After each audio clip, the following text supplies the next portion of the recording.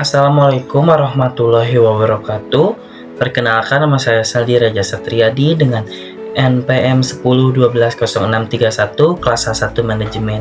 Di sini saya akan memaparkan materi tentang manajemen kinerja SDM untuk memenuhi tugas penilaian tengah semester mata kuliah manajemen kinerja sumber daya manusia. Nama dosen pengampu Bapak Pulung Puryana SEMSI. Berikut materi yang saya sajikan. Pengertian dari manajemen kinerja. Manajemen kinerja adalah proses berorientasi tujuan yang diarahkan untuk memastikan bahwa proses-proses keorganisasian ada pada tempatnya untuk memaksimalkan produktivitas para karyawan, tim, dan akhirnya organisasi.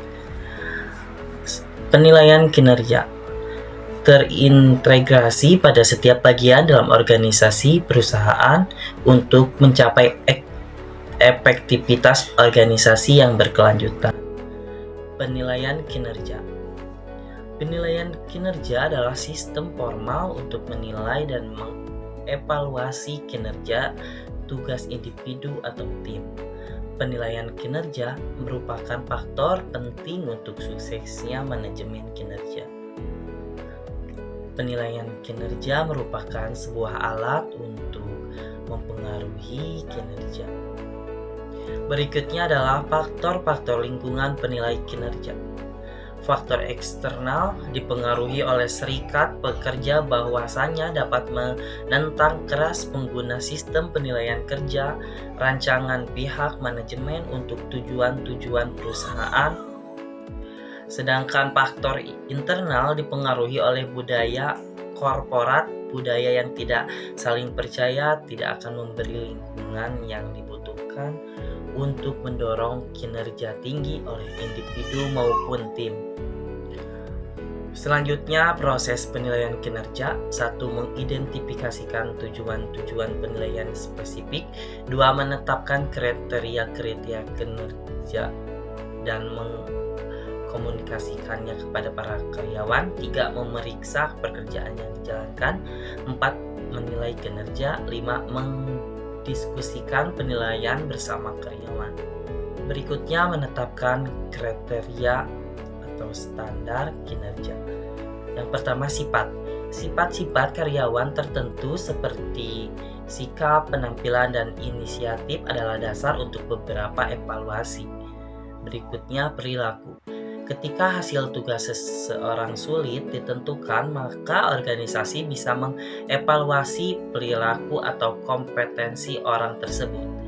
Perilaku yang tepat untuk dievaluasi dari seorang manajer mungkin adalah gaya kepemimpinan. Berikutnya, kompetensi. Meliputi sekumpulan luas pengetahuan, keterampilan, sikap, dan perilaku yang biasa bersifat teknis berkaitan dengan keterampilan antar pribadi atau berorientasi bisnis. Berikutnya, pencapaian tujuan. Hasil-hasil yang dicapai harus berada dalam kendali individu atau tim dan haruslah hasil-hasil yang mengarah pada kesuksesan perusahaan. Berikutnya, kompetensi kebaikan. Perusahaan harus berfokus pada masa depan dengan memasukkan perilaku-perilaku dan hasil-hasil yang diperlukan untuk mengembangkan karyawan sehingga dapat tercapai tujuan perusahaan. Berikutnya ada karakteristik sistem penilaian yang efektif. Pertama, kegunaan dasar sistem penilaian kinerja adalah untuk memperbaiki kinerja orang-orang, tim, dan organisasi secara keseluruhan.